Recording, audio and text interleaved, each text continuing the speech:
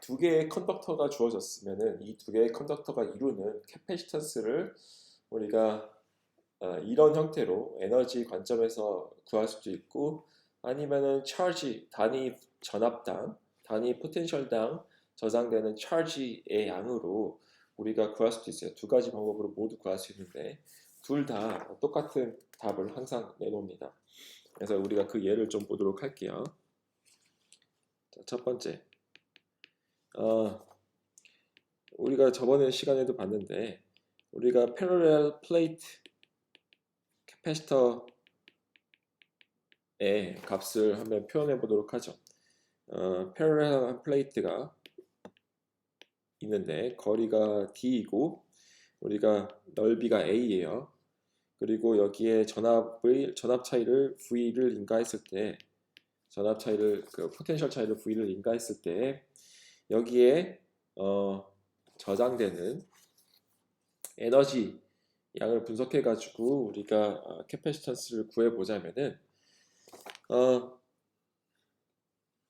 자, 이때 이 넓이가, 이 패러렐 플레이트의 넓이가 이 D의 다이멘션에 비해서 훨씬 크다라고 합시다. 이 A가 D에 비해서 훨씬 크다라고 한다면은 우리가 이때의 이 사이에 일렉트릭 필드 분포가 어떻게 된다라고 우리가 배웠었냐면은 거의 유니폼 할 거다 그랬죠. 이 플레이트 위에 플레이트부터 아래 플레이트까지 거의 유니폼하게 일렉트릭 필드가 형성될 거다라고 했어요. 그리고 우리가 이 끝에는 이런 스트레이 일렉트릭 필드가 프린지 필드가 생기는데 얘는 우리가 무시를 한다면은, 그러면은 일렉트릭 필드는 우리가 근사되기를 네거티브 Z 방향으로 V 나누기 D, C가 이 방향이에요. 이렇게 근사될 수 있을 거라 했죠. 자, 이렇게 필드 분포를 일단 구했으면은 그러면은 여기에 저장된 에너지 양을, 총 에너지 양을 구할 수 있는데 그거는 엡실론 제곱 곱하기 dv였죠. 그러면 얘 우리가 해보면은 2분의 1 엡실론 v 제곱 나누기 d 제곱이잖아요. 얘가 일렉트릭 필드의 크기의 제곱이니까 얘를 볼륨 적분을 하는데 이 볼륨 내에서 일렉트릭 필드가 완전히 일정하니까 그냥 엡실론 v 제곱 d 제곱 곱하기 얘의 볼륨인 da였어요. 그래서 없어지고 2분의 1 엡실론 d 나누기 a 곱하기 v 제곱이었죠.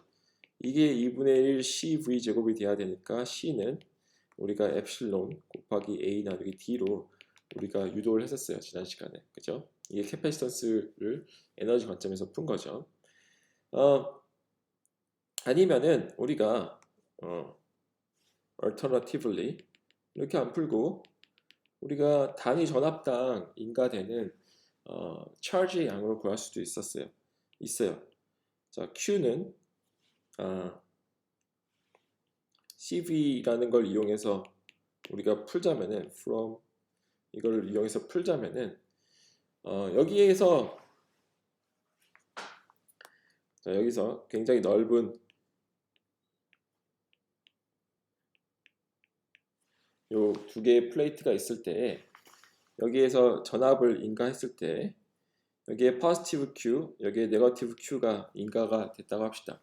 그리고 걔가 이제 유니폼하게 분포를 하겠죠. 이 플레이트 내에서 유니폼하게 분포를 하면은 Q는 엡실론 나누기 그러면은 여기에서 이 차지가 어떻게 분포할 거냐? 이 surface charge density가 Q 나누기 A라는 유니폼한 charge density를 가지고서 분포를 할 거예요. 분포를 하는데 이 상황에서 우리가 여기 이 내부에서의 electric field와 이 charge density와의 우리가 관계식을 찾자면은 어떻게 찾을 수 있냐? 이 위에서는 charge density가 Q 나누기 A로 존재하고 아래에서는 똑같이 마이너스 Q 나누기 A로 존재하겠죠. 우리가 어떤 걸 배웠었냐면은 굉장히 넓은 플레이트가 있을 때 이 굉장히 넓은 플레이트가 만드는 넓은 플레이트가 어떤 charge density rho s를 가지고 있을 때 얘가 만들어내는 일렉트릭 필드를 우리가 어떻게 구했냐면은 우리 가우스 법칙을 이용해 가지고 구했었어요. 그리고 그때 이야기하기를 얘가 굉장히 유니폼한 일렉트릭 필드를 만들어낸다 그랬죠. 얘가 무한히 넓으면은 정말로 완전히 유니폼한 일렉트릭 필드를 만들어내고 무한하지 않다면은 좀 이렇게 크기가 제한되어 있다면은 일렉트릭 필드가 멀어지면서 감소할 텐데 어쨌든 그 감소하는 속도가 굉장히 느리다 했어요. 근데 이 경우에는 두 개 이 플레이트 사이의 거리가 굉장히 짧기 때문에 그러면 이 차지가 만들어내는 이 안에서의 비교적 짧은 거리 내에서의 일렉트릭 필드를 분포를 구하자면은 걔는 어떻게 근사될 것이냐? 그냥 이제 완전 유니폼하다 하고 일렉트릭 필드는 로 S 나누기 그거를 구하자면은 일렉트릭 필드 로 S 나누기 엡실론 제로 나누기 2로 우리가 구했었어요. 그래서